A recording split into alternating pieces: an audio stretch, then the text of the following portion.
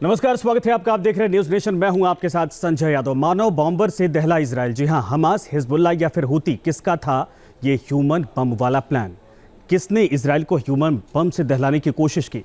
Israel को शक है कि हिजबुल्लाह के आतंकवादियों ने इस हमले को अंजाम दिया है। ऐसे में सवाल यही है कि क्या हमास के बाद हिजबुल्लाह का अंत बेहद करीब है? देखिए आप।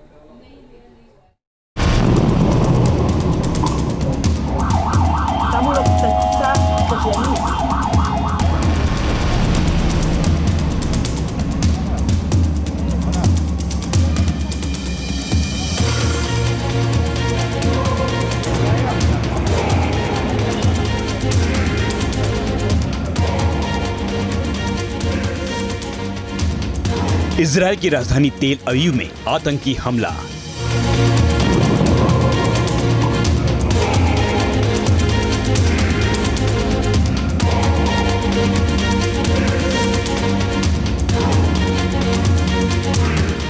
ह्यूमन बम के जरिए तेल अवीव में जबरदस्त धमाका।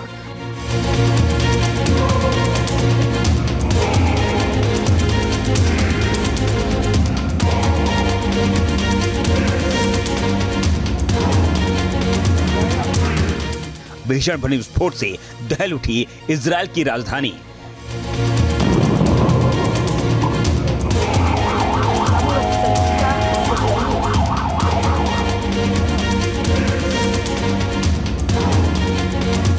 सीसीटीवी में हमलावर के निशाने पर थी फुटबॉल स्टेडियम में जुटी भारी भीड़।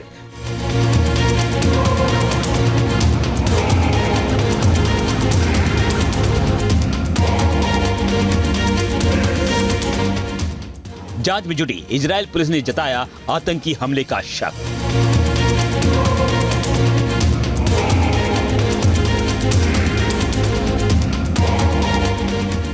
सात अक्टूबर 2023 को जल, थल और नभ से एक साथ रॉकेट और मिसाइल की बरसात करके इजराइल को दहला देने वाले आतंकी एक बार फिर से खून की होली खेलने की फिराक में हैं। गाजा पट्टी से हमास का हमेशा के लिए नामो निशान मिटा देने के लिए एक तरफ इजराइल डिफेंस फोर्स जमीन और आसमान से बम बारूद की बारिश कर गाजा की धरती को दहलाने में जुटी है,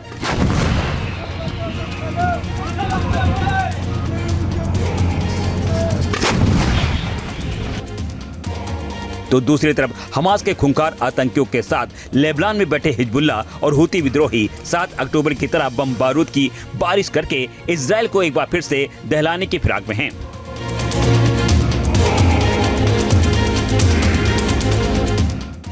एयर स्ट्राइक के जरिए रॉकेट और मिसाइल से बार बार इजराइल को निशाना बनाने वाले आतंकवादियों ने अब की बार राजधानी तेल अवीव में ह्यूमन बम के जरिए जबरदस्त धमाका कर प्रधानमंत्री बेंजामिन नेतन्याहू को खुली चुनौती दे दी है। तेल अवीव की सड़कों पर मानव बम के जरिए हुए भीषण बम धमाके से इजराइल की राजधानी दहल उठी।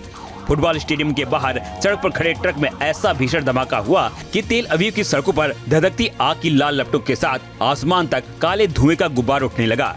ह्यूमन बम से हुए इस आतंकी हमले की गूंज कई किलोमीटर दूर तक सुनाई देने लगी। विस्फोट के बाद लोग चीखने चिल्लाने लगे। पूरे इलाके में कई घंटे तक अफरा तफरी मची रही।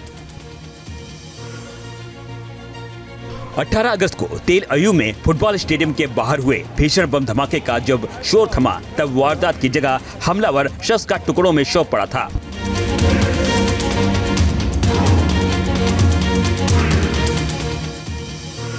बम धमाके की जांच में जुटी इजराइल पुलिस को धमाके से ठीक पहले की एक सीसीटीवी फुटेज हाथ लगी है, जिसमें नीले रंग की जींस टी शर्ट में एक शख्स अपनी पीठ पर नीले रंग का बैग टांगे बेहद तेजी से धमाके वाली जगह की तरफ आगे बढ़ता नजर आ रहा है। आतंकी हमले की जांच में जुटी इजराइल पुलिस को शक है कि सीसीटीवी में कैद संदिग्ध शख्स के निशाने पर तेल अवीव के फुटबॉल स्टेडियम में जुटी हजारों की संख्या में इजरायली लोगों की भीड़ थी। हमलावर विस्फोटक से भरा बैग लेकर फुटबॉल स्टेडियम के अंदर प्रवेश करने की फिराक में था। अब तक की जांच में पुलिस के हाथ जो सुराग लगा है, उससे जांच में जुटी इजराइल पुलिस को शक है कि शख्स के बैग में मौजूद बम समय से पहले ही स्टेडियम के बाहर खड़ी पार्किंग में एक ट्रक के बाद धमाके से फट गया।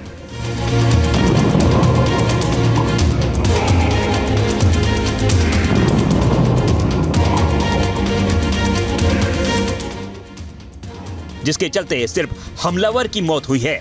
घटनास्थल पर एक ही शव के अंग पाए गए हैं। ह्यूमन बम के जरिए तेल अवीव में हुए जबरदस्त धमाके में सिर्फ एक शख्स घायल हुआ है।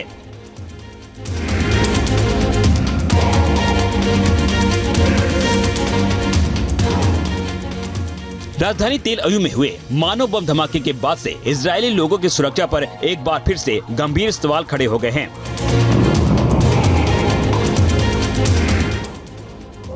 प्रधानमंत्री बेंजामिन नेतन्याहू ने मानव बम धमाके की जांच इजरायली पुलिस को सौंप दी है।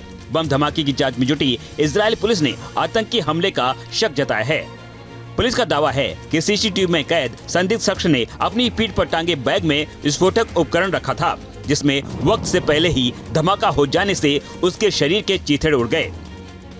तेल अवीव के जिला कमांडर और डिप्टी कमिश्नर पेरेड्स अमर ने भी इस हमले को आतंकवादी वारदात करार दिया है।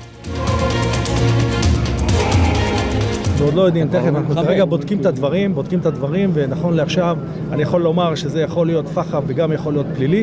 כיוון הפח"ע מאוד רציני.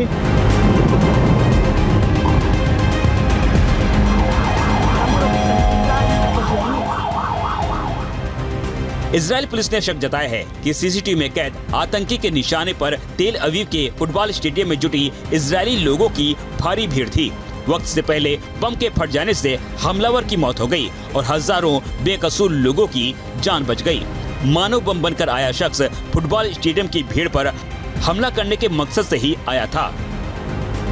तेल अवीव पर हुए ह्यूमन बम से हमले में भले ही इजरायल के किसी शख्स की जान नहीं गई हो, लेकिन इजरायल को जिस बात की आशंका थी आखिरकार वही हो रहा है। मानव बम विस्फोट से पहले बीते 27 जुलाई को इजरायल पर 7 अक्टूबर से भी बड़े हमले को अंजाम दिया गया था।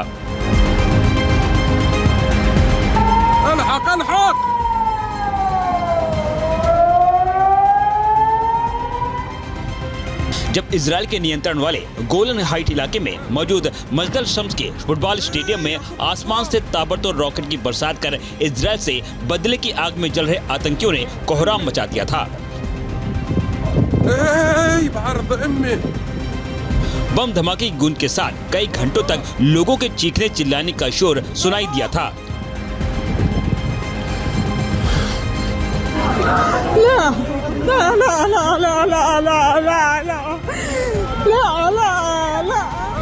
रॉकेट के जरिए वो हमला इतना विध्वंसक था कि लोगों को जान बचाकर भागने का मौका तक नहीं मिला। बर्बर हमले में मासूम बच्चों समेत 12 इजरायली नागरिकों की मौत हो गई थी और 100 से ज्यादा लोग गंभीर रूप से घायल हो गए थे।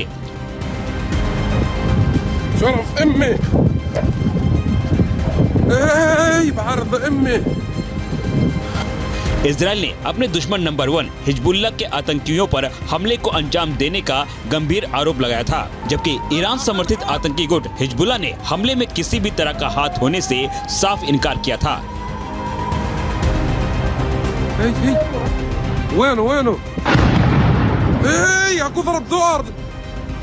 इजरायल डिफेंस फोर्स को भी शक है कि ह्यूमन बम के जरिए तेल अवीव में हुए हमले के पीछे हिजबुल्लाह का हाथ हो सकता है।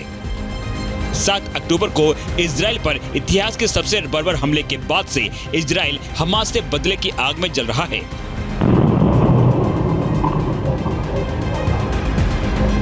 इजरायल डिफेंस फोर्स के जवान एयर स्ट्राइक के साथ तोप और टैंक से बम बारूद की बारिश करके गाजा की धरती को कब्रिस्तान बना दिया है।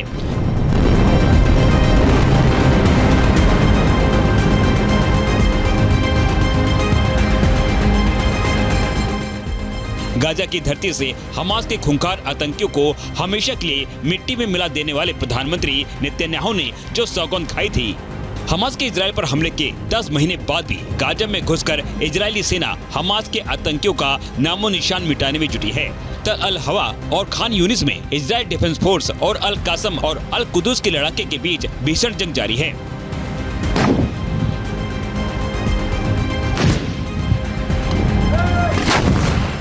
मिडिल ईस्ट के बैटल ग्राउंड में भारी भीषण जंग का वीडियो दोनों तरफ से जारी किया गया है। तेल अवीव में घुसकर मानव बम के हमले की जरूरत के बाद इजरायल डिफेंस फोर्स के बारूदी तेवर को देखकर साफ है कि अपने दुश्मनों को पाताल लोक तक तलाश कर मौत की नींद सुला देने वाला इजरायल जब तक गाजा पट्टी की धरती से हमास का पूरी तरह से खात्मा नहीं कर देता, मिडिल ईस्ट के बैटल ग्राउंड में भीषण जंग जारी रहेगी। हमास की तरह ही इजरायल की तरफ आंख उठाकर देखने वाले लेबनान में बैठे हिजबुल्लाह के आतंकियों के साथ यमन में बैठे हूती विद्रोही का भी हमास की तरह अंत बेहद करीब है। फिर भी हमास की तरह हिजबुल्ला और हूती विद्रोही इजराइल पर बार बार रॉकेट और मिसाइल से हमला करने से बाज नहीं आ रहे। मिडिल ईस्ट में धधक रही भीषण जंग की आग फिलहाल बुझने का नाम नहीं ले रही। Team news nation.